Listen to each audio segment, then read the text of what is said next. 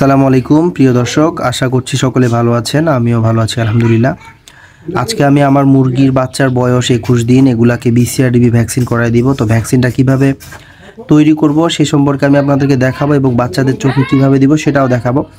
তো প্রথমে এখানে একটা কাপ দেখতে পাচ্ছেন, আমি কিছু পানি গরম পানি নিয়েছিলাম ফুটন্ত, 10 মিনিট ধরে ফুটানোর পরে আমি পানিটাকে কিছুটা ঠান্ডা করছি। ঠান্ডা করে আমি এই যে এখানে একটা সিরিজ দেখতে পাচ্ছেন, এখানে এই সিরিজের মাধ্যমে আমি 6 ml পানি এই কাপের মধ্যে মেপে নিছি।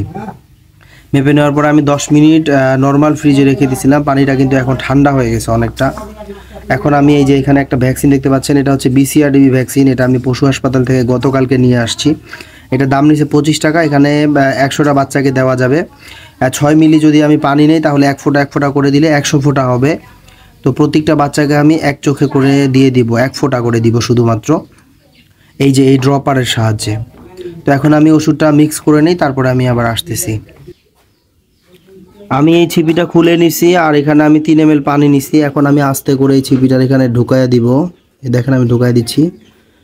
ঢুকা দেওয়ার পরে দেখেন পানিটা কিন্তু অটোমেটিক টেনে নিচ্ছে, আমি কিন্তু চাপ দিই নাই। তার মানে এই ভ্যাকসিনটা কিন্তু আমার ভালো আছে।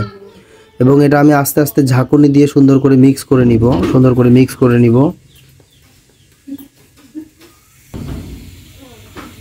দেখুন মিক্স করার পরে কিন্তু আমি ঢাকনাটা খুলে নিয়েছি। এখন আমি ইনজেকশন সিরিজ দিয়ে এই ভিতর থেকে পানিটাকে টেনে নিব। টেনে নেওয়ার পরে আমি এই কাপের মধ্যে দিয়ে পানিটাকে মিক্স করব।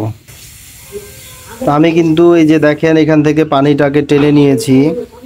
এই যে এইখানে দেখেন ইনজেকশন সিরিজের মাধ্যমে পানিটা টেনে নিয়েছি। এরপর আমি এই পানিটা এখানে দিয়ে দিচ্ছি, পুরো পানিটা দিয়ে দিছি। দেখুন আমার ওষুধটা কিন্তু মিক্স হয়ে গেছে এবং আমার ওষুধটা রেডি হয়ে গেছে। এখন আমি মুরগির চোখে 1 ফোঁটা করে দিয়ে দিব। বাচ্চাগুলোকে সুন্দর করে ধরবেন,